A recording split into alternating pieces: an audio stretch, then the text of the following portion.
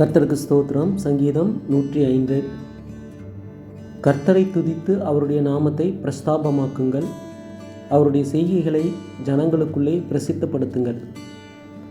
அவரை பாடி அவரை கீர்த்தனம் பண்ணுங்கள்.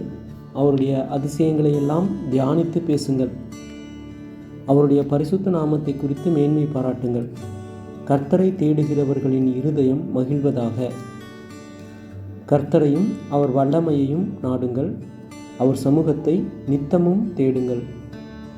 அவருடைய தாசனாகிய ஆபிரகாமின் சந்ததியே, அவரால் தெரிந்து கொள்ளப்பட்டவர்களாகிய யாக்கோபின் புத்திரரே, அவர் செய்த அதிசயங்களையும் அவருடைய அற்புதங்களையும் அவர் வாக்கின் நியாய தீர்ப்புகளையும் நினைவு கூறுங்கள். அவரே நம்முடைய தேவனாகிய கர்த்தர். அவருடைய நியாய தீர்ப்புகள் பூமியெங்கும் விளங்கும். 1000 தலைமுறைக்கென்று அவர் கட்டளையிட்ட வாக்கையும் ஆபிரகாமோடே அவர் பண்ணின உடன்படிக்கையையும் அவர் ஈசாக்குக்கு இட்ட ஆணையையும் என்றென்றைக்கும் நினைத்திருக்கிறார். அதை யாக்கோபுக்கு பிரமாணமாகவும் இஸ்ரவேலுக்கு நித்திய உடன்படிக்கையாகவும் உறுதிப்படுத்தி, உங்கள் சுதந்திர பாகமான கானான் தேசத்தை உனக்கு தருவேன் என்றார். அக்காலத்தில் அவர்கள் கொஞ்சம் தொகைக்குட்பட்ட சொற்ப ஜனங்களும் பரதேசிகளுமாய் இருந்தார்கள். அவர்கள் ஒரு ஜனத்தை விட்டு மறு ஜனத்தண்டைக்கும், ஒரு ராஜ்யத்தை விட்டு மறு தேசத்தாரண்டைக்கும் போனார்கள். அவர்களை ஒடுக்கும்படி ஒருவருக்கும் இடங்கொடாமல் அவர்கள் நிமித்தம் ராஜாக்களை கடிந்து கொண்டு, நான் அபிஷேகம் பண்ணினவர்களை நீங்கள் தொடாமலும் என்னுடைய தீர்க்கதரிசிகளுக்கு தீங்கு செய்யாமலும் இருங்கள் என்றார். அவர் தேசத்திலே பஞ்சத்தை வருவித்து ஆகாரம் என்னும் ஆதரவு கோலை முற்றிலும் முறித்தார். அவர்களுக்கு முன்னாலே ஒரு புருஷனை அனுப்பினார். யோசேப்பு சிறையாக விற்கப்பட்டான். அவன் கால்களை விலங்கு போட்டு ஒடுக்கினார்கள். அவன் பிராணன் இரும்பில் அடைபட்டிருந்தது. கர்த்தர் சொன்ன வார்த்தை நிறைவேறும் அளவும் அவருடைய வசனம் அவனை புடமிட்டது. ராஜா ஆள் அனுப்பி அவனை கட்டவிழ்க்க சொன்னான். ஜனங்களின் அதிபதி அவனை விடுதலை பண்ணினான்.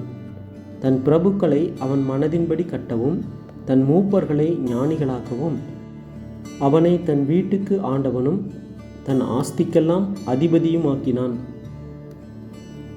அப்பொழுது இஸ்ரவேல் எகிப்திற்கு வந்தான். யாக்கோபு காமின் தேசத்திலே பரதேசியாயிருந்தான். அவர் தம்முடைய ஜனங்களை மிகவும் பலுக பண்ணி அவர்களுடைய சத்துருக்களை பார்க்கிலும் அவர்களை பலவான்களாக்கினார். தம்முடைய ஜனங்களை பகைக்கவும் தம்முடைய ஊழியக்காரரை வஞ்சனையாய் நடத்தவும் அவர்களுடைய இருதயத்தை மாற்றினார். தம்முடைய தாசனாகிய மோசேயையும் தாம் தெரிந்து கொண்ட ஆரோனையும் அனுப்பினார். இவர்கள் அவர்களுக்குள் அவருடைய அடையாளங்களையும் காமின் தேசத்திலே அற்புதங்களையும் செய்தார்கள். அவர் இருளை அனுப்பி அந்தகாரத்தை உண்டாக்கினார். அவருடைய வார்த்தைகளை எதிர்ப்பார் இல்லை. அவர்களுடைய தண்ணீர்களை இரத்தமாக மாற்றி அவர்களுடைய மச்சங்களை சாக பண்ணினார். அவர்களுடைய தேசம் தவளைகளை திரளாய் பிறப்பித்தது. அவர்களுடைய ராஜாக்களின் அறை வீடுகளிலும் அவைகள் வந்தது.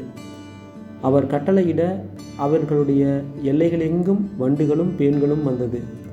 அவர்களுடைய மலைகளை கல்மலையாக்கி அவர்களுடைய தேசத்திலே ஜுவாலிக்கிற அக்கினியை வரப்பண்ணினார்.